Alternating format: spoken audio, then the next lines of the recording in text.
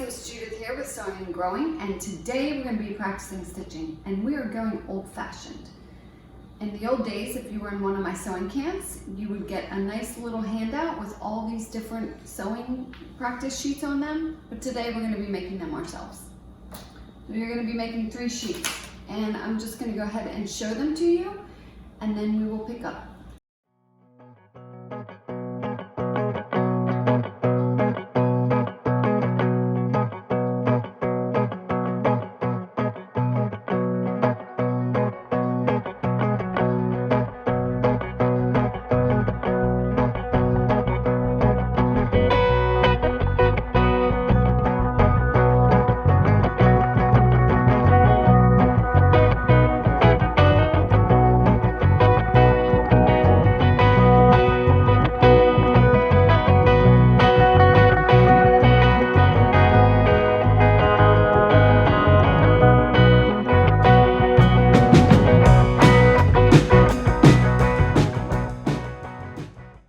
So you have 3 sheets.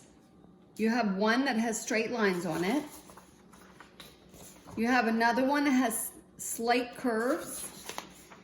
And you have one that is like a corn maze, and that's going to be what we use to practice pivoting. You can use any straight edge to do your straight lines. You can use a ruler, you can use a triangle, or you can even use a piece of cardboard. Okay, so our straight line sheet, we're going to be using it to practice changing our stitch length and also backtacking. Now backtacking is when you do a couple of stitches to secure the beginning and end of a seam. That's when you're joining 2 pieces of fabric together. Now, I have a sample here. This one has no bacttack. This one has a lot of backtacking, and this one just has a couple stitches one time, okay? You're gonna see the difference. As I am pulling on this seam,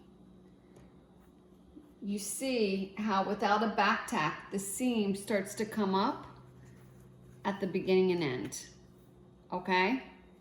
On this side, where I have the bacttack, that does not happen at all. That's why you need to know how to bacttack. This center seam has a lot of backtacking. And by using a seam ripper, I'm gonna show you why you don't wanna have that much bacttack. If I make a mistake, and you will make mistakes as a new sewer, if you have a short bacttack, you're going to be able to take your seam out pretty easy.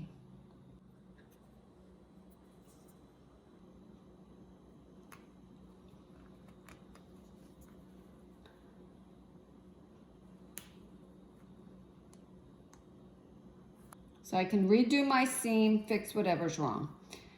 When you get crazy and you think it's fun to make lots of backtacking, number 1, it takes a long time to take it all out. And oftentimes, your fabric is going to get damaged when you take out that many stitches. Okay? That's why you need to know what backtacking is.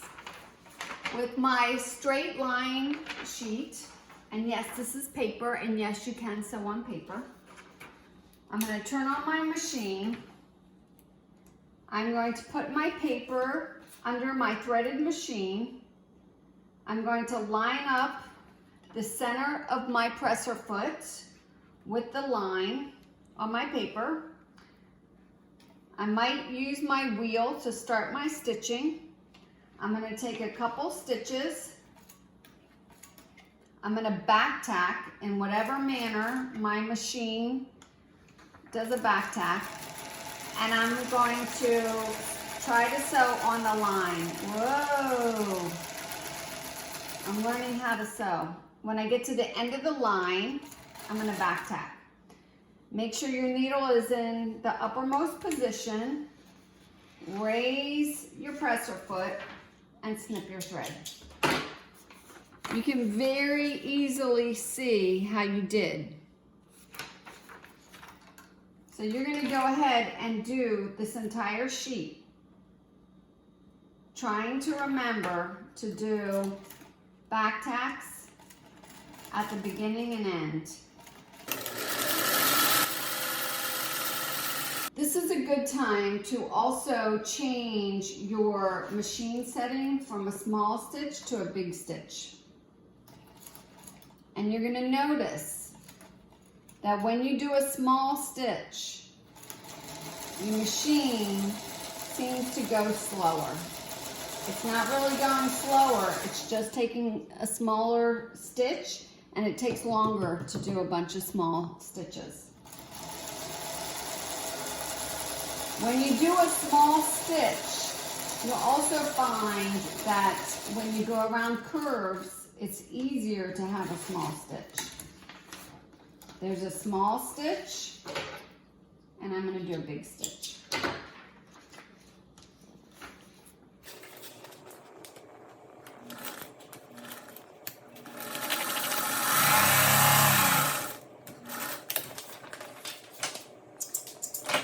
Something that your machine probably has, which many people don't realize, is some type of thread snipper in the back.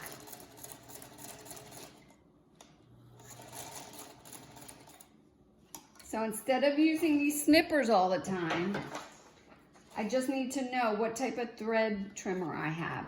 On this machine, I happen to know that it's right here. So when I take my thread and I pull it in here, it snips my thread.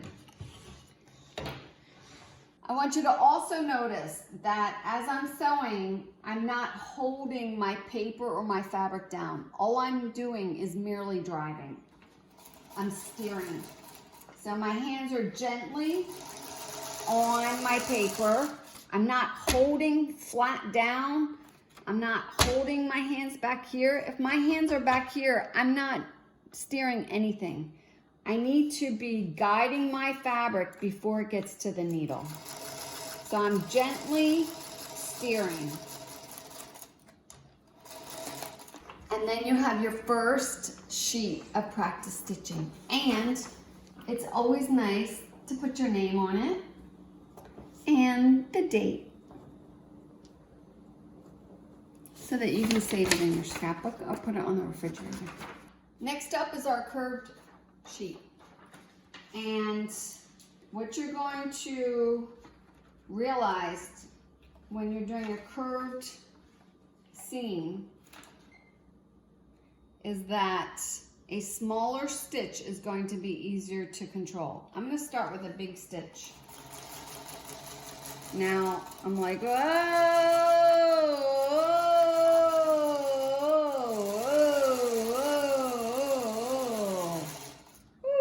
was really difficult. But if I change it to a smaller stitch,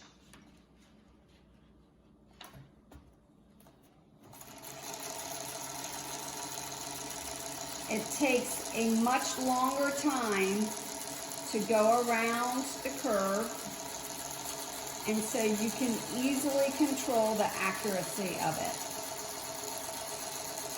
These are my practice curves, and you can tell that the line where I have the smallest stitch is definitely the most accurate. This last sheet we're going to use to learn how to pivot, which is how we're going to get nice square corners. What we're going to end up doing is we're going to stitch until a couple of stitches right before this corner. We're going to use our hand wheel and get directly on the corner. We're going to place our needle down, and then we're going to turn our paper or pivot it, which will make a really nice corner. You ready? I'm going to show it to you and talk about it at the same time. I'm stitching until a couple of stitches before the corner. I use my hand wheel. I only pull it towards me with my needle down. So my needle is into the throat plate. I raise my presser foot. I pivot my paper. Do you see how I'm pivoting it? Lower the presser foot and continue sewing. Also notice that I'm merely steering my paper. Get to within a couple of stitches, use my hand wheel, needle down, raise my presser foot, pivot my paper, and continue. If you accidentally try to get too close, it's really hard to get directly on that corner, so then you can back tack, needle down, pivot. If you totally mess up, no big deal. You just continue, get back on the highway. If you mess up again, no big deal. Just get back on the highway. What you want to see when you are sewing is an improvement.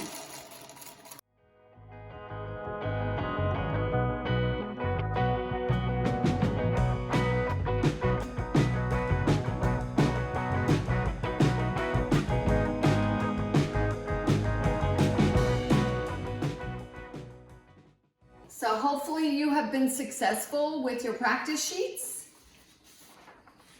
Next lesson, we're going to talk about seam allowance and what it means. And coming up, we're going to learn how to make a pattern for this bucket hat and start to actually put our sewing skills to work. Like this video, comment down below, and tell me what you'd like to see. And last but not least, subscribe if you want to see more videos. See you next time.